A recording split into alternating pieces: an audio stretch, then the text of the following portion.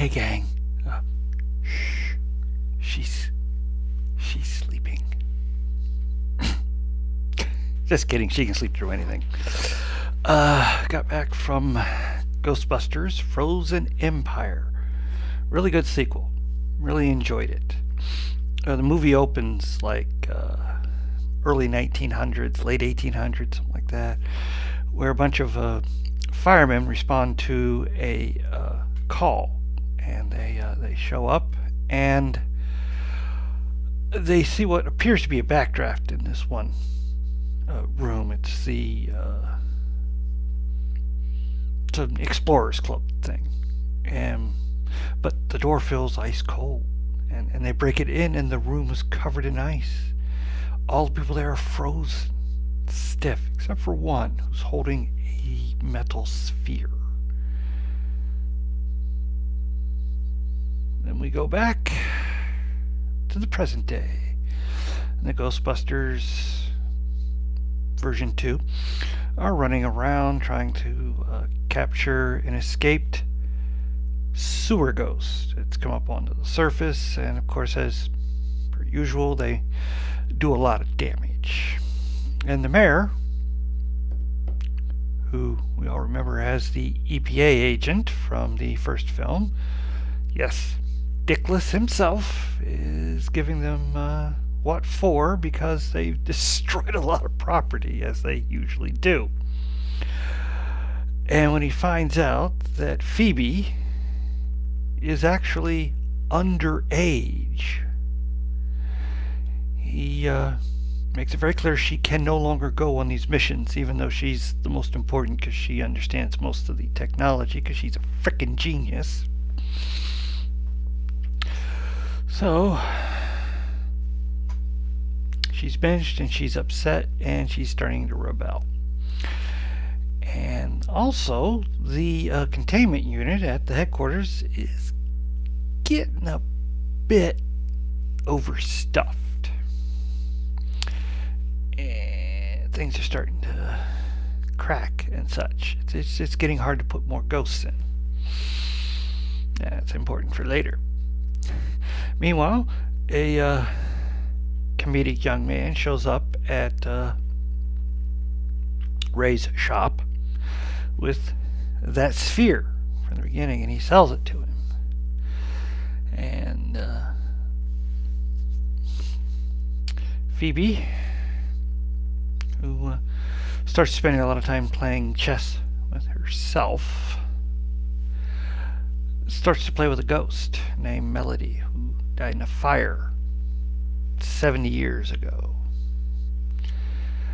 And they become friends, if not a little closer.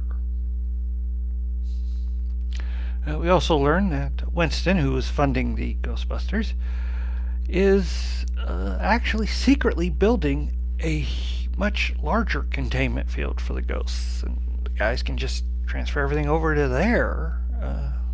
Take quite a while, but then of course things escalate as the sphere does not contain a ghost. It contains something far worse. And it's ready to come out, regardless of what they want to do to stop it from coming out. So, yeah, good setup. Very enjoyable, very funny. The man who sold it, played by Kamal Najani, becomes very important to the plot later on. And along with him, Paul Rudd, Patton Oswalt, who plays a linguist and folklorist at the New York Museum, and McKenna Grace, who plays Phoebe. My wife pointed out that it was sort of a bit of a Marvel reunion for those actors, because Rudd was, of course, Ant-Man. McKenna played the young Carol Danvers in Captain Marvel.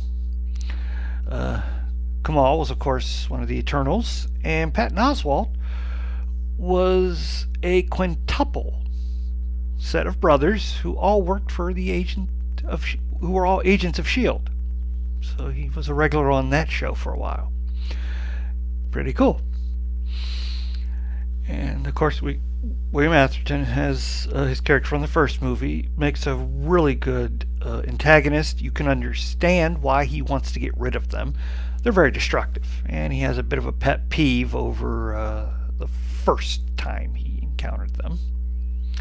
We also get a really amusing side story with Finn Wolfhard's character, who discovers I don't know if it's Muncher or Slimer. It's one of those.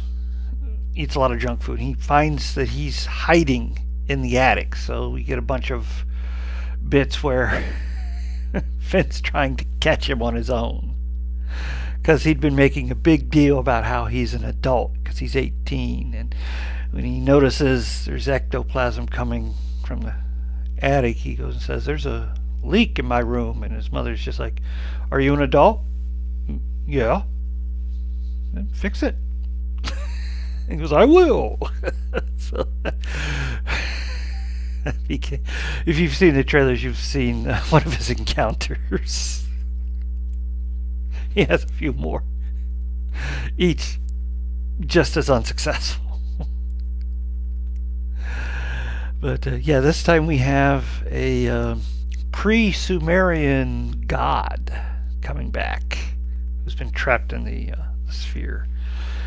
And we also have a bit of a romantic relationship with Phoebe and Melody. There's they don't. It's not overt, but it's there. You can tell from the way they interact with each other. Although they have no physical touching, because one's a ghost, one's a human, but the emotion is there very much. And I liked that. That was a nice little touch. Because Phoebe's character that she always goes through a lot, but comes out at the end a little stronger. And she's kind of pushed aside again in this one, but for a reason.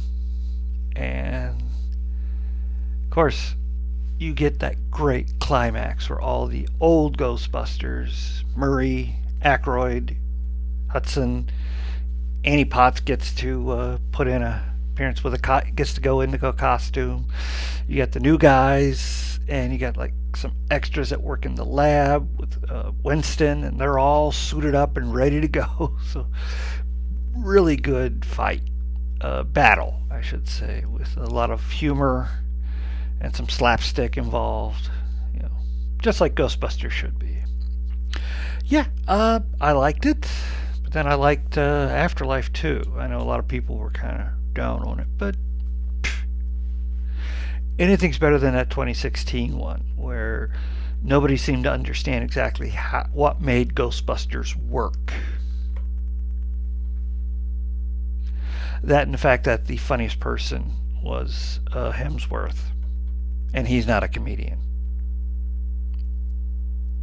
Anyway, I would recommend it if you like horror comedies, and or if you just want to see Aykroyd on screen again. There's a great scene he has where he sees the Ghostbuster Ecto 1 go past his bookshop, and he has this kind of smiles sadly, and you get the feeling he's excited for him, but he misses it himself and wishes he could be out there doing it again. It's a really nice touch to his character. Well, please hit like, share, and subscribe, and I'll see you next time.